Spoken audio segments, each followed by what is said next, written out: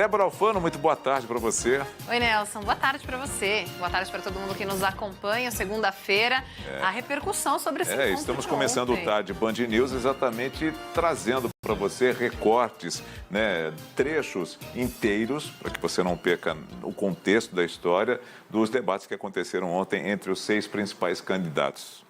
A Band, como já é tradição, trazendo aí o primeiro encontro entre os principais adversários. Foi um dia histórico para a democracia brasileira.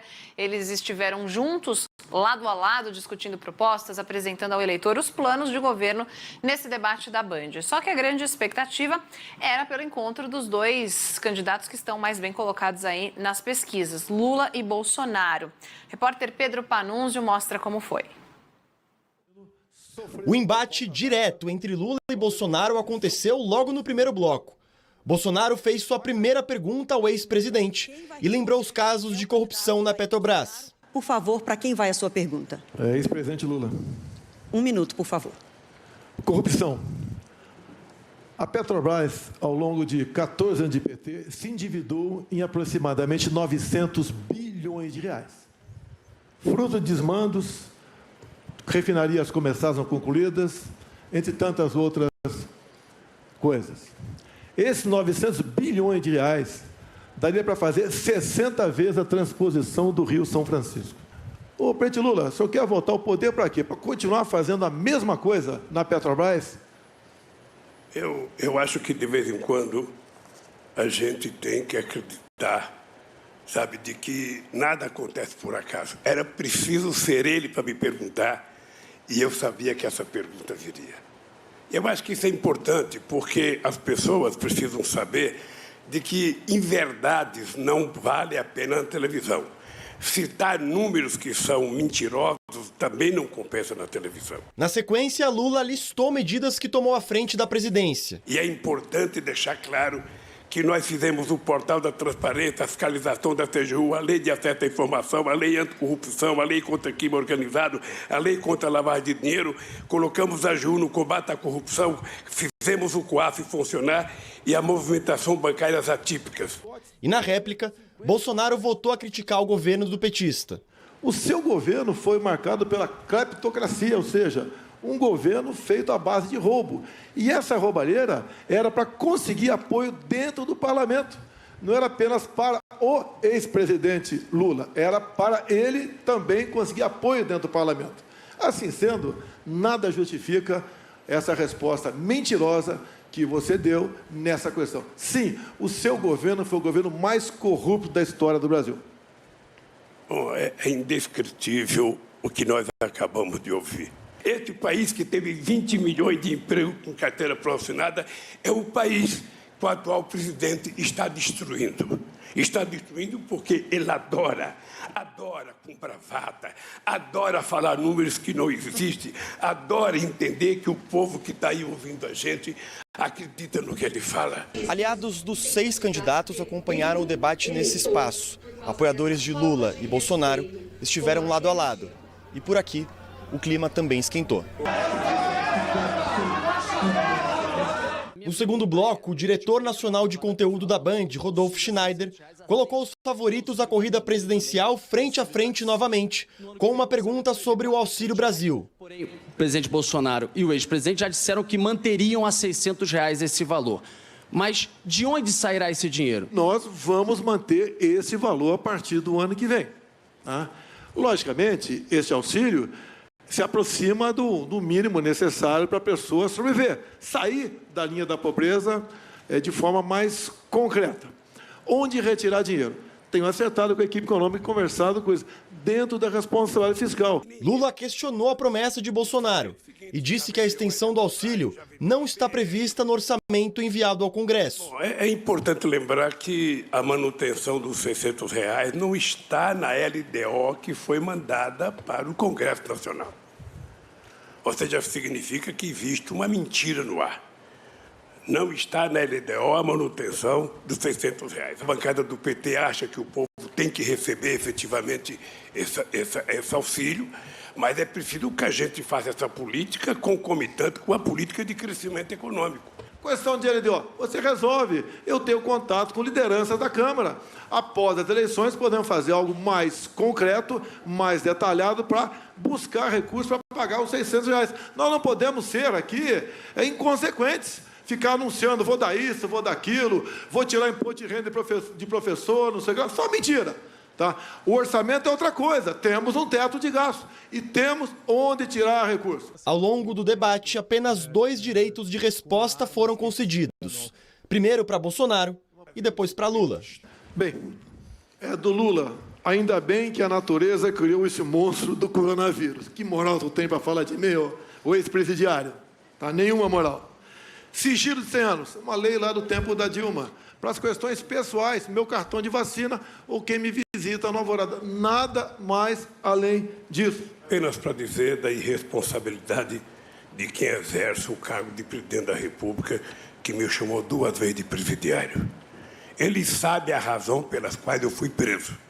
As razões pelas quais eu fui preso foi para ele se eleger presidente da República, porque era preciso tirar o Lula do pedaço. Eu, nesse processo todo, estou muito mais limpo do que ele ou qualquer outro parente dele. Debate quente, né? Até porque teve situações ali em que, de certa forma, houve ataque direto. Bom, enfim, vamos mostrar agora, porque durante o debate, Jair Bolsonaro atacou a jornalista Vera Magalhães. O ataque ocorreu após ela ter questionado o candidato Ciro Gomes sobre a queda da cobertura vacinal. Então, vamos primeiro ouvir a pergunta feita pela jornalista. Candidato Ciro, a cobertura vacinal no Brasil vem despencando nos últimos anos. A cobertura para a vacina tríplice viral, que protege contra o sarampo e outras doenças, foi de 71% em 2021 e ainda não chegou a 50% nesse ano. A da poliomielite, que já chegou a ser de 96% em 2012, caiu a índices um pouco superiores a 67%. Queria saber do senhor em que medida o senhor acha que a desinformação sobre vacinas, difundida inclusive pelo presidente da República, pode ter contribuído, além de agravar a pandemia de Covid-19 e causar mortes que poderiam ter sido evitadas, também para desacreditar a população quanto à eficácia das vacinas em geral. E qual é a sua proposta para recuperar o Plano Nacional de Imunização, que já foi um orgulho nacional e uma referência para o mundo? Essa pergunta foi dirigida ao candidato Ciro Gomes, ela pediu com um comentário do presidente Jair Bolsonaro, né? Então, Ciro respondeu e agora a gente vai ouvir esse comentário, a resposta da parte do presidente Jair Bolsonaro. Vera, não podia esperar outra coisa de você. Eu acho que você dorme pensando em mim, você tem alguma paixão por mim. Você não pode tomar partido num debate como esse, fazer acusações mentirosas a meu respeito. Você é uma vergonha para o jornalismo brasileiro. Mas tudo bem. Não pedi a tua opinião. Não pedi a tua opinião. Olha só, já está apelando. Por favor, candidatos, por favor. Já está apelando. Por favor. Já está apelando. Já está apelando. A senhora falou uma frase lá na CPI, é o seguinte, frase tua, não é porque houve malversação de dinheiro público que devemos investigar. A senhora foi conivente com a corrupção na CPI, não achou nada contra mim, escondeu o Carlos Gabas, que desviou 50 milhões de reais e não foi investigado pela CPI. A senhora é uma vergonha no Senado Federal e não estou atacando mulheres, não. Não venha com essa historinha de atacar a mulher, de se vitimizar. Vera, você realmente foi fantástica, né? Deu oportunidade para falar um pouco de verdade sobre você.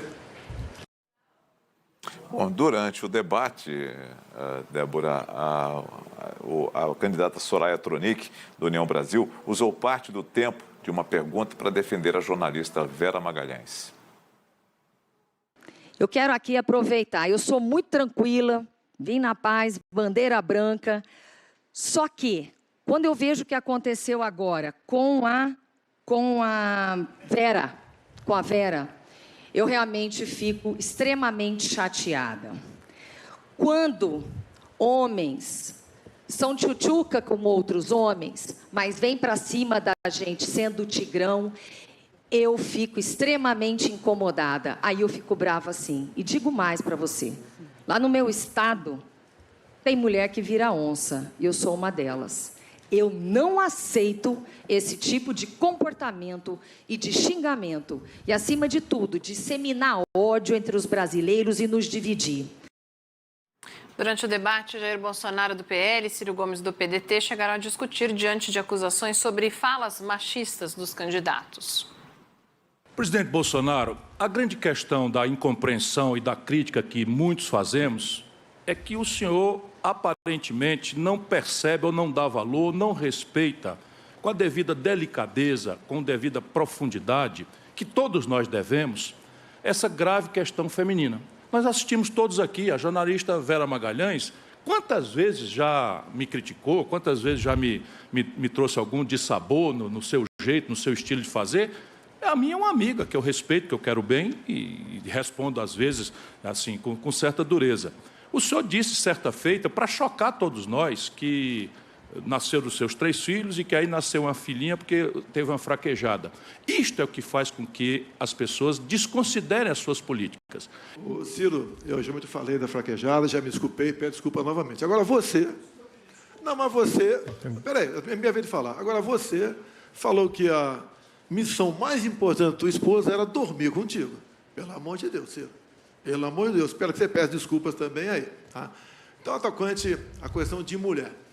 Uma coisa muito importante, não deixa de ser o tal do Auxílio Brasil, porque com a política do fica em casa, a economia a gente vê depois, levou muita gente para raias da miséria no nosso país. E quando nós criamos o auxílio emergencial, nós procuramos atender primeiro a mulher. Numa família, ela passou a receber o auxílio emergencial e depois o Auxílio Brasil também. Tanto é verdade que 75% do Auxílio Brasil vão para as mulheres. Como disse agora há pouco, a titulação de terras também, demos prioridade às mulheres e não aos homens. Candidato. 20 anos atrás, eu cometi uma absoluta infelicidade de fazer uma gracinha com uma mulher extraordinária que foi minha mulher durante 18 anos. Já me desculpei por isso 1 milhão de vezes. E isso é de se desculpar a vida inteira. Não é disso que eu estou falando, Bolsonaro. Eu estou falando da sua falta de escrúpulo. Você corrompeu todas as suas ex-esposas. Todas elas estão envolvidas em escândalos. Você corrompeu seus filhos.